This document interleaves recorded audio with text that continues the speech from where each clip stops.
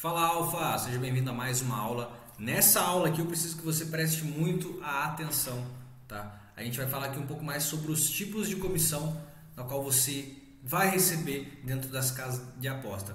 Cada casa tem a sua regra, eu gosto de deixar isso bem claro. Algumas casas você vai ganhar de uma maneira diferente do que outra. Algumas casas são o que a gente chama de híbridas, paga de duas maneiras. Enfim, você vai entender um pouco mais sobre CPA, Revenue Share, FTD, Rollover, Baseline e QFTD. Então a gente vai falar aqui para você o que de fato é o CPA, tá? CPA é o custo por ação ou custo por aquisição. Eu vou até copiar no meu rascunho que eu já fiz aqui para vocês. O que seria o pagamento por CPA? Deixa eu aumentar aqui. Anotem isso, hein, galera.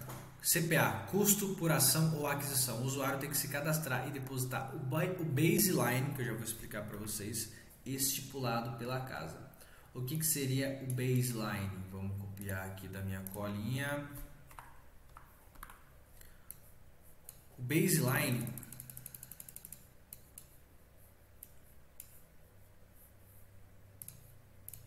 valor mínimo de depósito para ativar o CPA.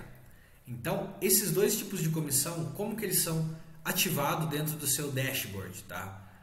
Bom, se a casa tem um valor de CPA de R$50, o usuário precisa entrar no seu link, se cadastrar e depositar o valor mínimo de R$50, que é o que a gente chama de baseline, que nada mais é do que o valor mínimo de depósito para ativar o CPA. É que você vai escutar muitos nomes aí, eu preciso que você entenda já sobre essas métricas, sobre esses nomes que você vai escutar muito. Então, baseline é o valor mínimo de depósito para ativar o CPA de acordo com cada regra da casa. Então, tem casas que colocam o baseline de R$25, tem casas que colocam o baseline de R$50.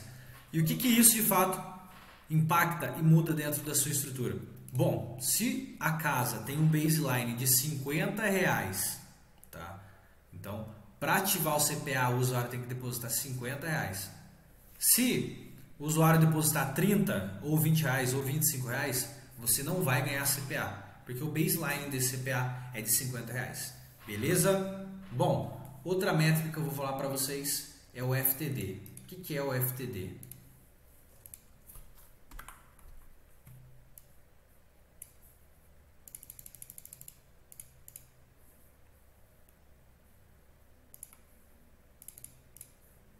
Quando o usuário efetua o depósito, mas ainda não atingiu o valor mínimo. Então a gente tem um valor mínimo de R$50, eu estou dando um exemplo nessa aula para você, e o usuário deposita 10, 20 reais. Isso se chama FTD. O usuário depositou, mas ele não efetivou o valor mínimo. E quando o usuário ele deposita 30 reais, mas depois num outro depósito ele coloca 20, aí ele se torna o que a gente chama de QFTD.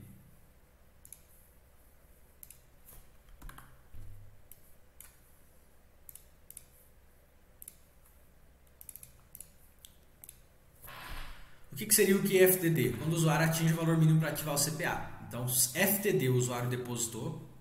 Vamos raciocinar comigo aqui. A gente está trabalhando numa casa em que o CPA é R$50. Então, o baseline, o valor mínimo, é R$50. Para a pessoa ativar o CPA, ela tem que rodar os R$50. Mas se a pessoa não rodar os R$50, ela colocou R$20 ou R$30, ela se torna um FTD.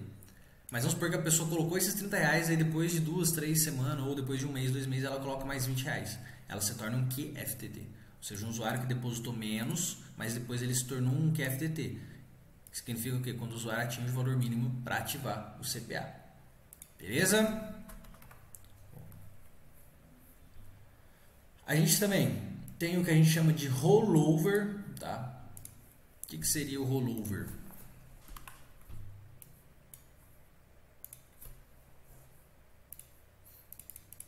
É uma regra criada pelas casas de apostas para impor condições sobre o saque de alguma premiação. Então isso evita lavagem de dinheiro e motiva o jogador da casa. Então, por exemplo, a gente tem um CPA de R$50. O usuário ele deposita R$50.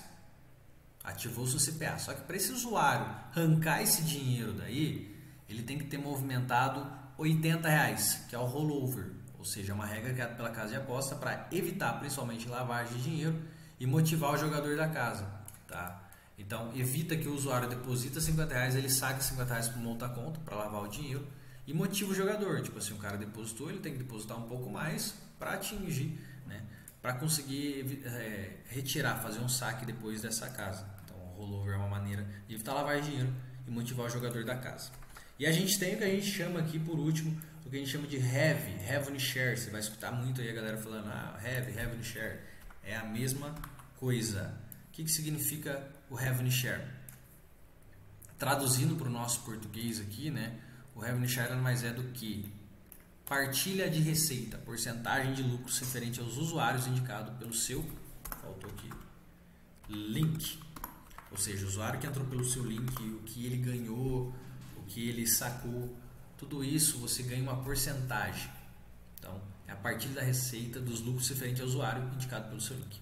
Então, essas aqui são as principais métricas que vocês vão ver, os principais nomes que vocês vão ouvir falar dentro de qualquer casa de aposta. Lembrando que cada casa de aposta tem a sua regra. Tem casas de apostas que tem um CPA, um valor diferente. Tem casas de apostas que pagam CPA e depois pagam revenue share. Tem casas de apostas que pagam CPA de início, depois você traz bastante usuário, eles ativam revenue share. Enfim, cada casa tem o seu negócio. Isso a gente vai ver. E as casas que eu vou indicar para vocês aqui eu vou falar um pouco mais, mas eu preciso que vocês entendam sobre essas métricas aqui, beleza? Então essa foi mais uma aula dos tipos de comissão e os nomes que você vai ouvir por aí. Te vejo na próxima aula, onde a gente vai falar um pouco mais sobre como se afiliar na prática nas casas de apostas. Então, te vejo lá.